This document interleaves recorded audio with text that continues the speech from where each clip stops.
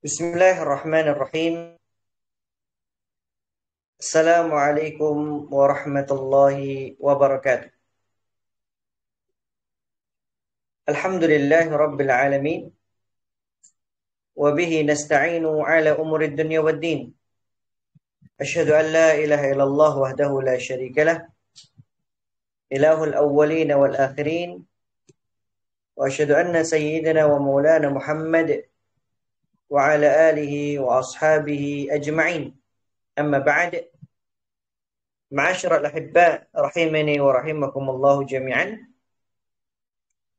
Kita bersyukur kepada Allah Subhanahu wa taala pada kesempatan kali ini kita dapat melanjutkan daurah kita, yaitu daurah fikih puasa, dan insyaallah taala kita akan melanjutkan pembahasan yang kemarin kita sudah membahas beberapa hal terkait dengan fase pensyariatan puasa dan macam-macam puasa.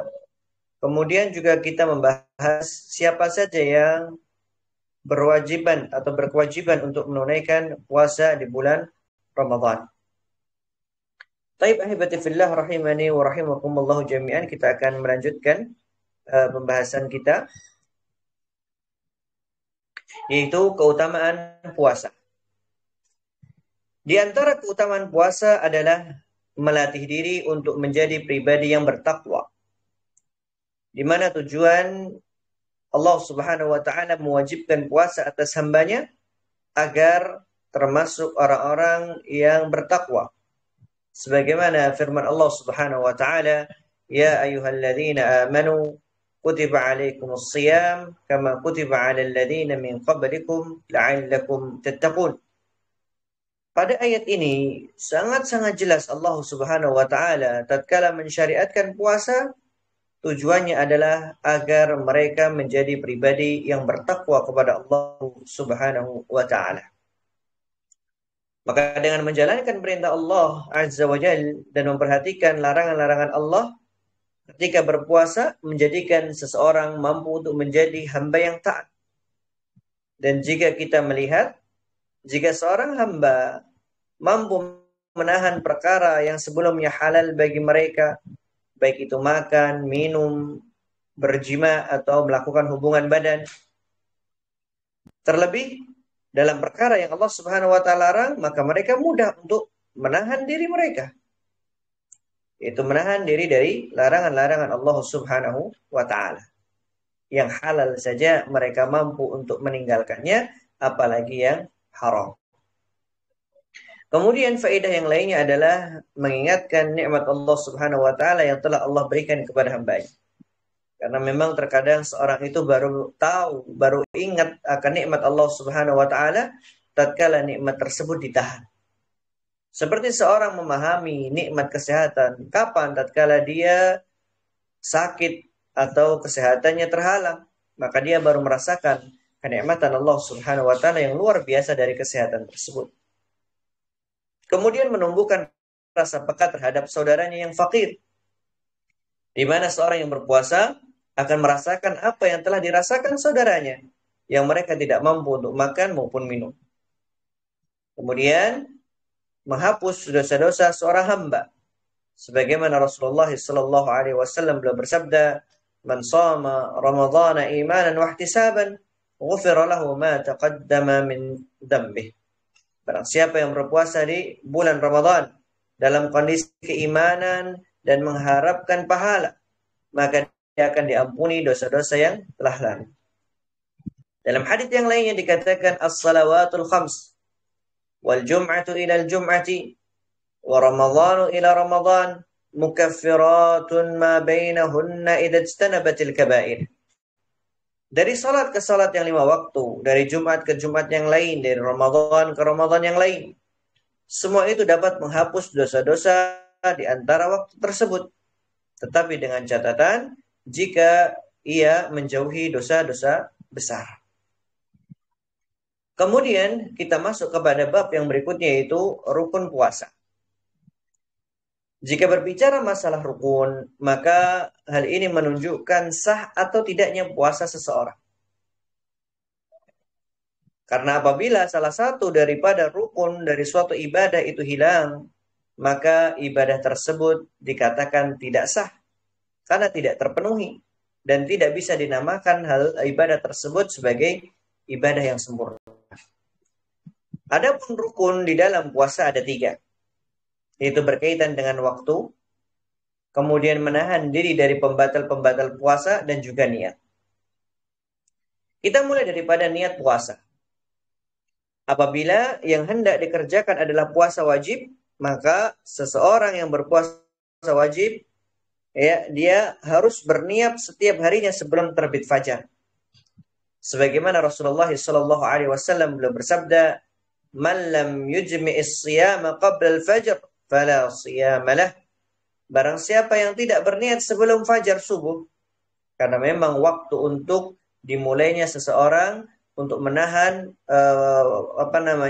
dia mulai berpuasa, untuk menahan dari makan, minum, dan juga pembatal-pembatal puasa yang lainnya. Maka orang yang tidak niat sebelum datang waktu sholat subuh, maka puasanya tidak sah. Adapun jika yang dilakukan adalah puasa sunnah, tidaklah wajib berniat pada setiap malamnya. Bahkan apabila seseorang yang di pagi harinya tidak mendapatkan makanan, kemudian ia meniatkan untuk berpuasa, maka puasa sunnahnya atau puasa sunnah orang tersebut disebut sebagai puasa yang sah.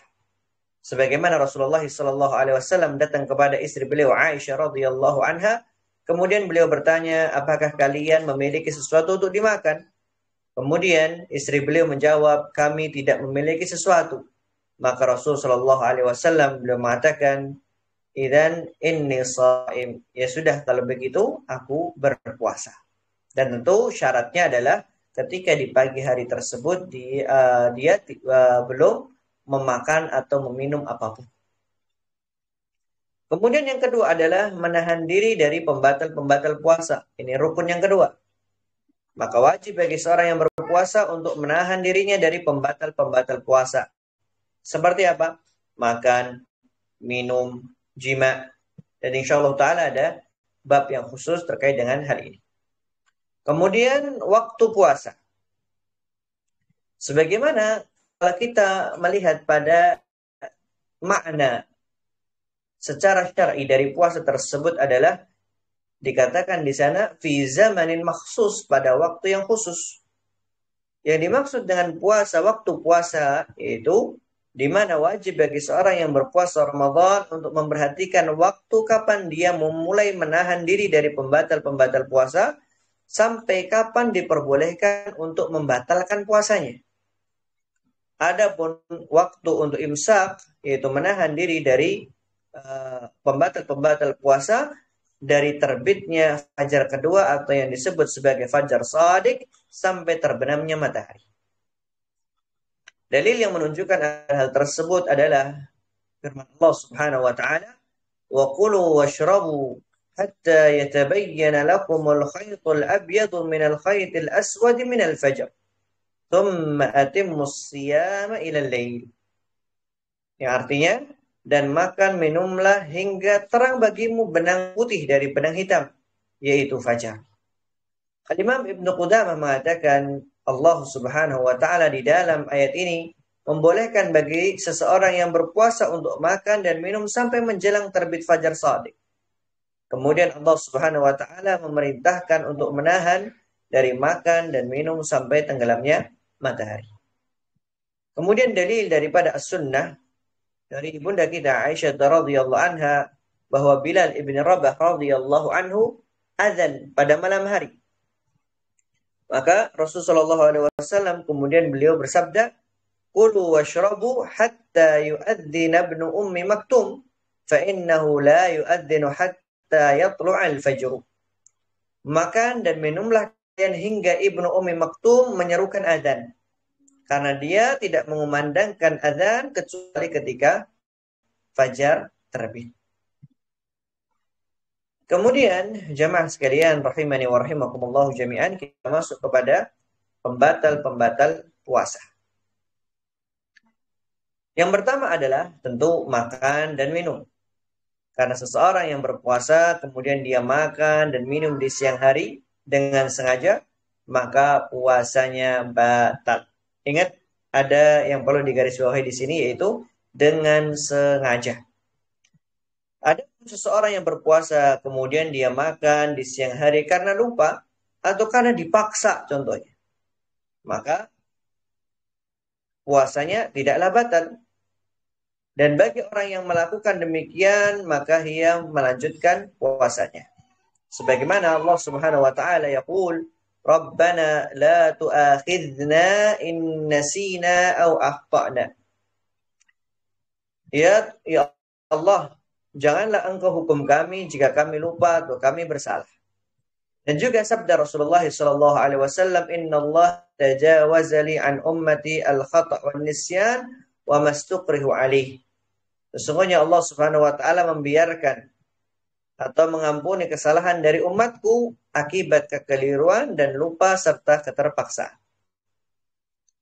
Dalam hadits yang lainnya Rasulullah sallallahu alaihi wasallam beliau bersabda, "Man nasiya wa huwa shaimun fa akala aw shariba falyutimma shaumahu fa innama at'amahu Allah wa saqah." Barang siapa yang lupa dalam kondisi puasa, lalu dia makan dan minum, maka teruskanlah puasanya.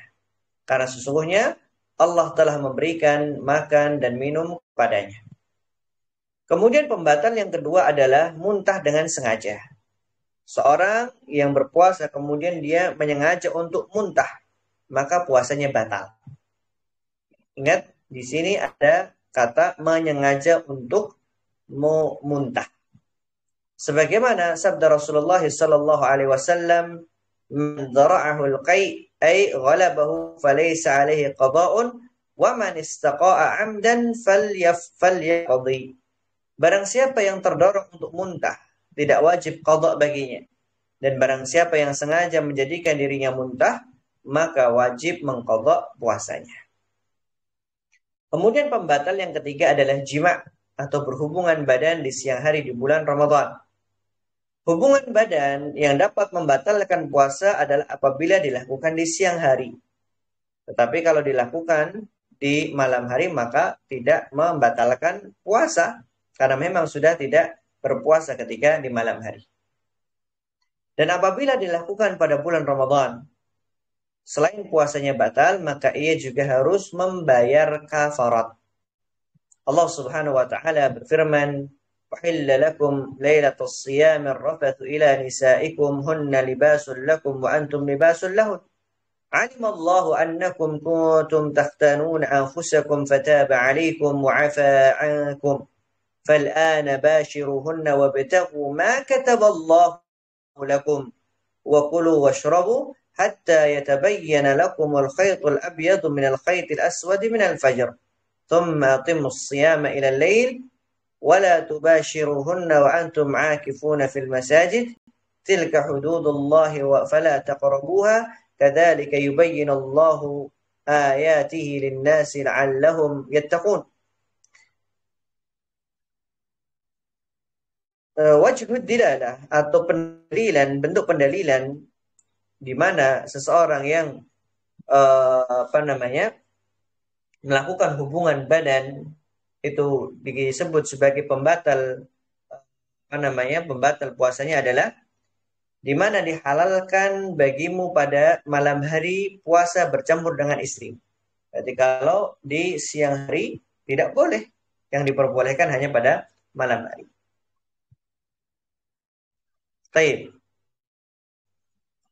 Kemudian adapun kafarat bagi seseorang yang melakukan hubungan badan di siang hari bulan Ramadan adalah membebaskan budak atau puasa 2 bulan berturut-turut atau memberi makan 60 orang miskin.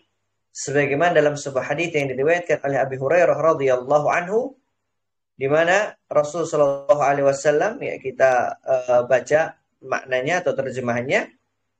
Rasul sallallahu alaihi wasallam ketika didatangi seorang laki-laki yang mana dia mengatakan, "Ya Rasulullah, binasakah aku?" Maka Rasulullah SAW beliau bertanya, "Ada apa denganmu?" Orang tersebut menjawab, "Aku telah berhubungan dengan istriku sedangkan aku sedang berpuasa." Maka Rasulullah SAW bertanya, "Apakah kamu memiliki budak?" sehingga kamu bisa membebaskannya. Orang ini mengatakan tidak. Dan seterusnya. Di mana akhirnya orang tersebut ketika pengen berpuasa 2 bulan berturut-turut juga tidak mampu. Kemudian memberi makan juga nggak mampu. Maka akhirnya Rasulullah SAW memberikan korma kepada orang tersebut. Dan akhirnya dia diminta untuk bersedekah. Dan tatkala bersedekah pun, ya ternyata dia mengatakan keluarganya lebih berhak. Maka akhirnya diberikan kepada keluarganya. Kemudian yang berikutnya termasuk pembatal puasa adalah istimna atau onani. Secara umum, hukum melakukan onani adalah haram. Maka apabila dilakukan di siang hari ketika berpuasa, batal puasanya. Al-Imam An-Nawawi rahimahullah ta'ala menjelaskan, idza istamna biyadih wa huwa istikhraj al-mani aftara bila khilafin indana. Apabila seorang melakukan istimna atau onani dengan tangannya, maka batal puasanya tanpa adanya perbedaan pendapat di madhab kami, yaitu madhab Syafi'iyah. Syekh Muhammad bin Shalih Al-Utsaimin rahimahullah ta'ala menjelaskan, segala bentuk cara onani yang menjadikan air mani keluar dari kemaluannya, maka menjadikan puasanya batal. Dan ini adalah pendapat semua imam madhab, Abu Hanifah, Malik, Syafi'i, dan juga Imam Ahmad. Ada pun yang menunjukkan bahwa hal tersebut membatalkan puasa karena 2 hal. Yang pertama, di dalam hadits qudsi yang sahih, Allah Subhanahu wa taala berkata kepada orang yang berpuasa, ya yad'u ta'amahu wa syarabahu li ajli wa syahwatahu li ajli. Yang mana mereka meninggalkan makan, minum serta syahwatnya karena sedangkan istimna adalah syahwat, sebagaimana Rasulullah SAW bersabda, wa fi bud'i ahadikum sadaqah, qalu ya Rasulullah ayati ahaduna syahwatahu wa yakunu lahu fiha ajrun, qala ara'aytum law wada'aha fil harami akana alaihi fiha wizrun, fakadzalika idza wada'aha fil halal kana lahu ajrun. Di hadis ini Rasulullah SAW menyebutkan bahwa hal tersebut sebagai sesuatu syahwat. Nah, dan yang dimaksud diletakkan di sini adalah mani. Kemudian yang kedua, dilihat dari segi dalil qiyas. Terdapat dalil yang menunjukkan bahwa orang yang berpuasa dan menyengaja untuk muntah maka ia batal puasanya. Dan juga dalil yang menunjukkan orang yang berhijamah, bekam, dan keluar darinya darah, maka orang yang berpuasa juga batal dengannya. Maka begitu pula dengan istimna atau onani, hal ini dapat membatalkan puasa seseorang. Oleh karenanya, Syekh Shalih Al-Utsaimin rahimahullah ta'ala berpendapat bahwa onani dapat membatalkan puasa dengan dalil as-sunnah serta dalil secara qiyas. Kemudian pembatal yang berikutnya adalah haid atau nifas bagi seorang wanita. Dalil akan hal ini jelas. Alaysa idza hadat lam tusalli wa lam tasum fadzalika nuqsanu diniha. Apabila seorang wanita sedang mengalami haid, maka dia tidak salat dan tidak puasa. Yang demikian itu menunjukkan kurangnya agamanya. Ibnu Qudamah menjelaskan terjadinya ijma', yaitu kesepakatan akan hal ini, yaitu bahwa seorang wanita yang haid ataupun nifas, maka mereka tidak boleh berpuasa, dan apabila dalam kondisi puasa mereka haid, maka membatalkan puasanya. Kemudian perkara yang membatalkan puasa yang lainnya adalah berniat untuk membatalkan puasa. Orang yang berniat untuk membatalkan puasanya, maka puasanya batal ketika itu dan baginya mengqadha puasa. Sebagaimana Rasulullah SAW bersabda, innamal a'malu binniyat. Sesungguhnya amalan itu tergantung pada niatnya. Syekh Muhammad bin Shalih Al-Utsaimin pernah ditanya, ada seorang yang melakukan safar dalam kondisi berpuasa pada bulan Ramadan. Ia telah berniat untuk membatalkan puasa, lalu ia mendapatkan makanan untuk dimakan. Kemudian ia merubah lagi niatnya dan melanjutkan puasanya sampai maghrib. Maka bagaimana status puasanya? Beliau menjawab, puasanya tidak sah dan wajib mengqadha. Karena saat ia telah berniat untuk membatalkan puasa, maka puasanya menjadi batal. Adapun jika ia mengatakan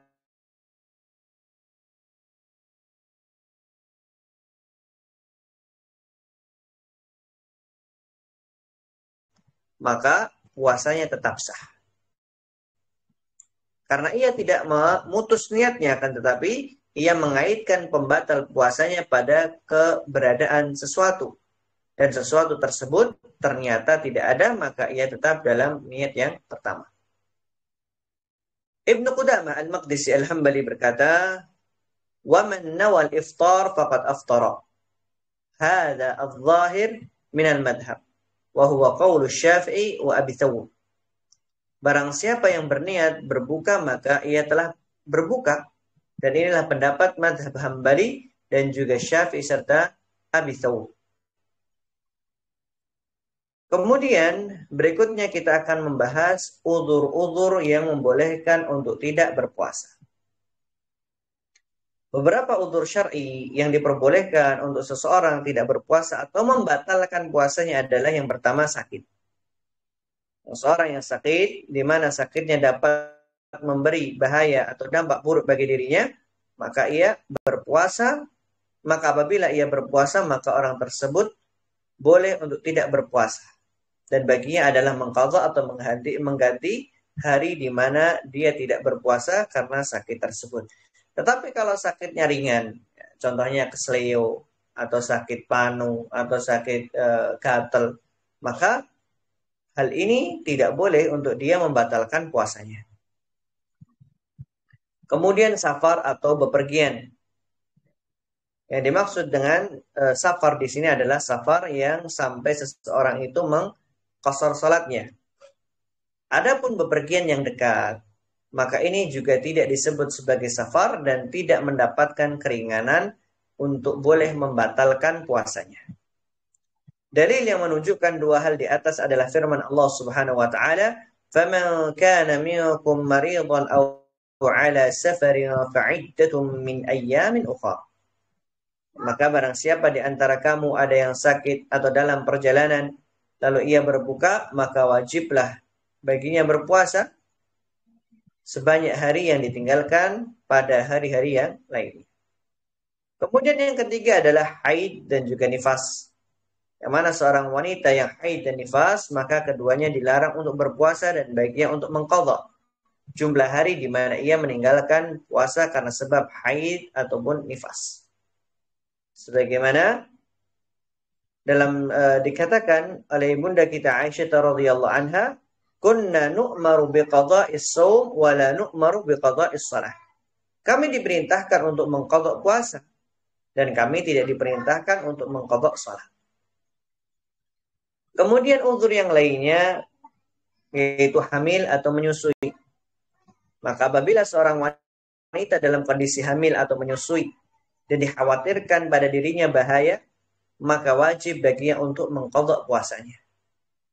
Adapun jika ia hanya khawatir apabila ia berpuasa akan memberikan bahaya pada anaknya, tidak karena khawatir atas dirinya, maka ia mengqadha puasanya dan memberi makan setiap hari satu orang miskin, sebagaimana firman Allah Subhanahu wa taala, wa 'alal ladzina yutiqunahu fidyatun ta'amu miskin.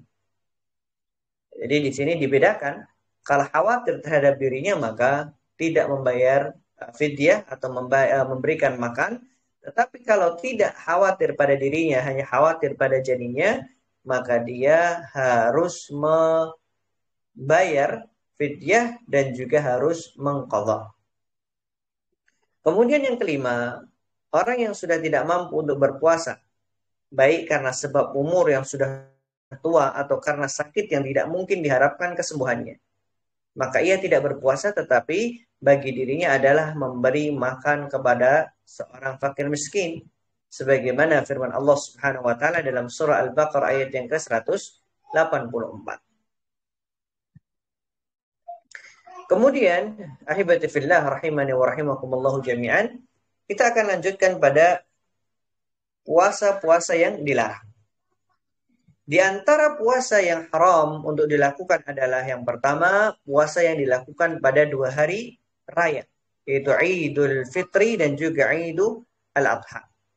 Sebagaimana hadis dari sahabat Abu Sa'id radhiyallahu anhu bahwa Rasul sallallahu alaihi wasallam melarang dari puasa pada 2 hari raya, yaitu Idul Fitri dan juga Idul Adha. Kemudian puasa pada waktu hari tasyrik, yaitu 3 hari setelah Idul Adha. Sebagaimana Rasulullah SAW beliau bersabda, "Ayyamut tasyrik ayyamu aklin wa syurbin wa dzikrillah." Hari tasyrik adalah hari untuk makan, minum serta zikir kepada Allah Subhanahu wa taala. Kemudian yang ketiga adalah puasa pada Yaum Syak. Apa itu Yaum Syak? Yaitu hari di mana masih menjadi keraguan-raguan. Apakah sudah masuk bulan Ramadan ataukah belum? Hal ini terjadi apabila pada malam masuknya tanggal 30 bulan Sya'ban, langit terjadi mendung dan manusia tidak bisa melihat hilal. Dalil yang menunjukkan larangan puasa pada hari ini adalah perkataan Umar ibn Khattab radhiyallahu anhu, "Man shama yawmal ladzi yashukku fihi faqad asa Abul Qasim sallallahu alaihi wasallam." Barang siapa yang berpuasa pada hari yang diragukan, maka ia telah mendurhakai Abul Qasim, yaitu Nabi kita Muhammad sallallahu alaihi wasallam.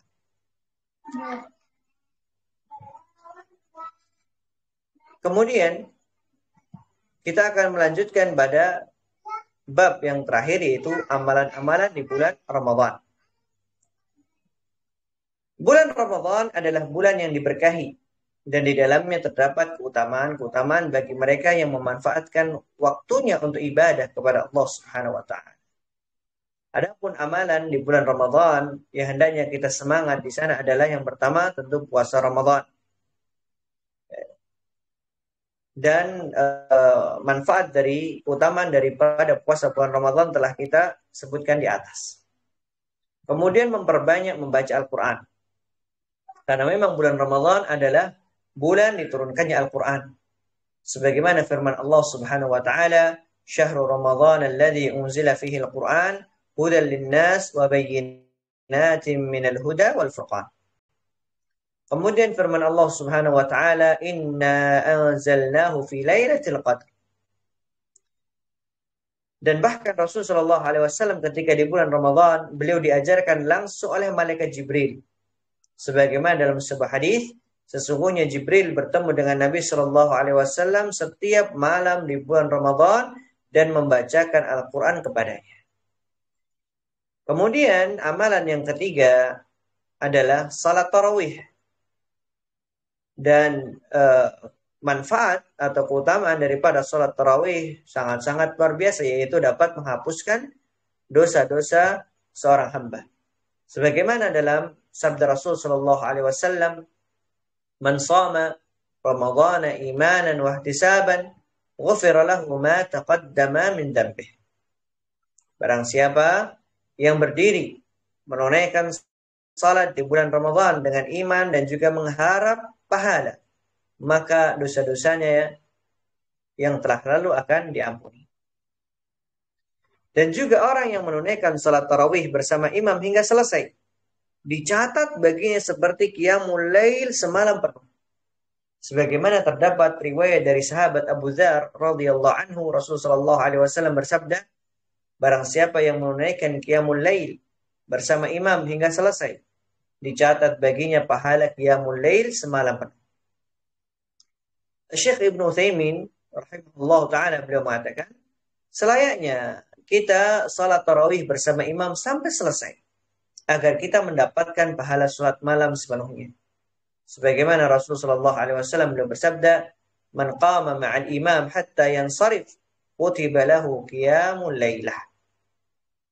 Kemudian Syekh melanjutkan, walaupun di sisi atau di sisa malamnya ia dalam keadaan tidur di ranjangnya dan ia telah salat tarawih bersama imam sampai selesai, maka bersyukurlah kepada Allah atas nikmat ini. Kemudian amalan yang lainnya yang dapat dilakukan di bulan Ramadan adalah umrah di bulan Ramadan, karena pahalanya sama seperti haji bersama dengan Rasul sallallahu alaihi wasallam. Sebagaimana dari sahabat Abdullah bin Abbas radhiyallahu anhuma, Rasulullah sallallahu alaihi wasallam berkata kepada wanita dari Ansar, "Apa yang menghalangi Anda melaksanakan haji bersama kami?" Dia berkata, "Kami hanya mempunyai 2 ekor unta untuk menyiram tanaman." Bapak dan anaknya menunaikan haji dengan membawa 1 ekor unta. dan kami ditinggalkan satu ekor unta untuk menyiram tanaman. Beliau bersabda, jika datang bulan Ramadan, tunaikanlah umrah. Karena umrah di Ramadan seperti haji. Dalam riwayat Muslim dikatakan seperti haji bersamaku. Kemudian yang kelima adalah menjaga lisan. Karena bulan Ramadan, selain daripada menahan diri dari makan, minum, syahwat, tetapi juga harus menahan lisan dari banyak berbicara, terlebih sesuatu yang tidak Allah Subhanahu wa taala cintai. Sebagaimana dalam hadis qudsi dikatakan, kullu amali bani Adam lahu illa siyam, fa innahu li wa ana ajzi bih, was-siyamu junnatun, fa idza kana yawmu shaumi ahadikum fala yarfuth yawma idzin wa la yaskhab, fa in sabbahu ahadun aw qatalahu falyaqul inni imru'un sha'im. Allah Subhanahu wa taala berfirman di dalam hadis qudsi, setiap amal anak Adam adalah teruntuk baginya kecuali puasa. Puasa itu adalah bagiku dan aku yang akan memberinya pahala. Dan puasa itu adalah perisai. Apabila kamu puasa, apabila kamu berpuasa, maka janganlah kamu merusak puasamu dengan rafas. Dan jangan pula dengan menghina orang. Rafas yaitu melakukan atau mengatakan perkataan yang buruk. Apabila kamu dihina atau diserang, maka katakanlah sesungguhnya saya sedang berpuasa. Amalan yang lainnya yang luar biasa adalah sahur. Sebagaimana di dalam Sahih Muslim disebutkan, tasahharu fa inna fis sahuri barakah. Sahurlah kalian karena di dalam sahur terdapat berkah. Bahkan istilah yang lainnya adalah al-ghada'ul mubarak, yaitu sarapan yang diberkahi. Seperti halnya diriwayatkan oleh Abu Dawud. Al-Imam Ibnu Hajar rahimahullahu ta'ala, beliau menjelaskan bahwa keberkahan di dalam sahur didapat dari beberapa sisi. Yang pertama mengikuti sunnah, yaitu menyelisih ahlul kitab, memperkuat ibadah dengannya, menambah semangat, menjadi sebab mengerjakan zikir dan doa pada waktu yang mustajab, dan mendapatkan niat puasa bagi yang terlupa. Dan seorang dinilai mendapatkan sahur walau dengan makan dan minum yang paling sedikit. Intinya mau itu seteguk air ataupun satu korma, kita makan ketika waktu sahur karena untuk mendapatkan keberkahan ini. Nah, dan begitu pula di dalam Musnad Imam Ahmad dari sahabat Abu Sa'id Al-Khudri, sahur itu terdapat keberkahan. Maka janganlah kalian meninggalkan walau hanya seteguk air. Karena Allah Ta'ala dan malaikat-malaikatnya bersolawat kepada orang-orang yang sahur. Dan termasuk sunnah adalah mengakhirkan waktu sahur. Di dalam Sahih Bukhari disebutkan, Su'ila Zaid bin Thabit radhiyallahu anhu kam kana baina firaqihi sallallahu alaihi wasallam min sahurih wa dukhulihi fi shalah qala qadru ma yaqra'u ar-rajul 50 ayah. Ketika Zaid bin Thabit ditanya jarak antara Rasul sallallahu alaihi wasallam itu berbuka menunaikan sahur dengan salat subuh, maka dikira-kira yaitu seperti seorang membaca 50 ayat, yaitu 50 ayat. Syekh Ibnu Utsaimin menjelaskan, qara'tuha fabalagtu nahwa 6 daqaiq. Ketika beliau mencoba untuk membacanya dan hal tersebut ternyata hanya 6 menit. Jadi jarak antara adzan subuh. Dan disunahkan sahur dengan kurma sebagaimana dalam sebuah hadis dari sahabat Abu Hurairah radhiyallahu anhu, ni'mas sahuril mu'min at-tamru. Bahwa sebaik-baik makanan sahur seorang mukmin adalah kurma. Kemudian yang ketujuh adalah mencari malam Lailatul Qadar, di mana malam ini adalah malam yang lebih baik daripada 1000 bulan. Ya. Dan sabda Rasul sallallahu alaihi wasallam menyebutkan, man qama Lailatul Qadri imanan wa ihtisaban ghufira lahu ma taqaddama min dhanbi. Tidak hanya ibadah satu hari di malam Lailatul Qadar lebih baik daripada 1000 bulan, tetapi juga mendapatkan ampunan dari Allah Subhanahu wa ta'ala. Dan kapan terjadi ini? Yaitu di tanggal-tanggal ganjil, 10 hari ya di akhir di bulan Ramadan. Ya, tanggal 21 atau 23, 25, 27 sesuai dengan kapan dimulainya puasa seorang mukmin. Nah, kemudian amalan yang lainnya adalah i'tikaf. Dan ini disunnahkan bagi seorang muslim untuk melakukan i'tikaf, yaitu dia berdiam diri di masjid untuk ketaatan kepada Allah Subhanahu wa taala. Sebagaimana Allah Subhanahu wa taala berfirman, "Wala tubashiruhunna wa antum 'akifuna fil masajid." Dan janganlah kamu mencampuri mereka, artinya melakukan hubungan badan, dan ini dapat membatalkan i'tikaf seseorang. Rasulullah Shallallahu Alaihi Wasallam ketika memasuki 10 hari terakhir di bulan Ramadan, beliau melakukan i'tikaf. Bahkan beliau membangunkan ya keluarga-keluarga beliau ketika di 10 hari di bulan Ramadan. Nah,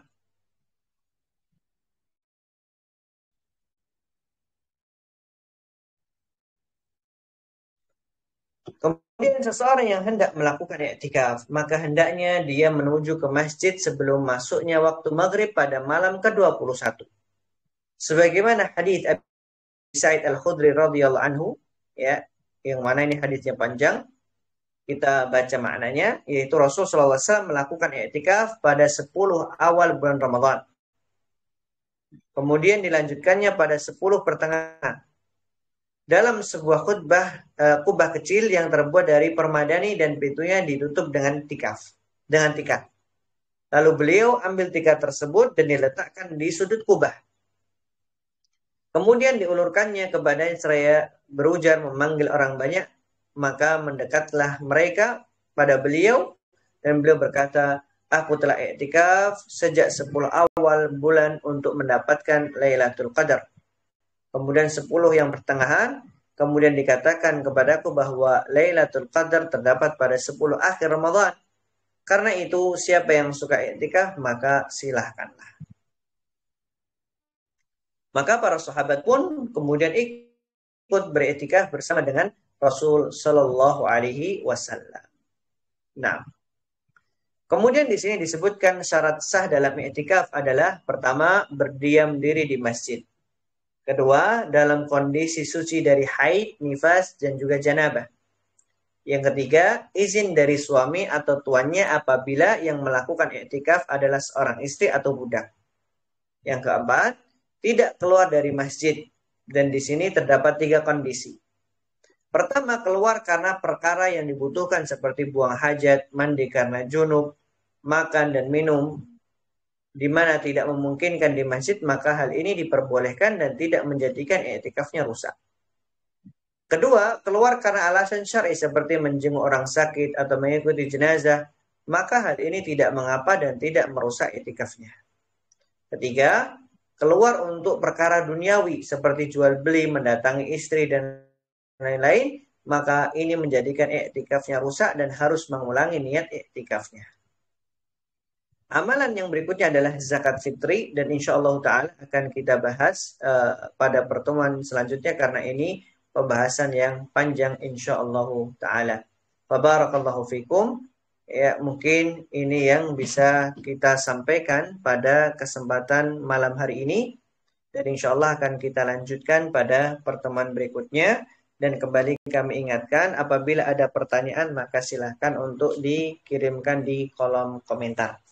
Barakallahu fikum wa sallallahu ala nabiyina Muhammad. Assalamualaikum warahmatullahi wabarakatuh.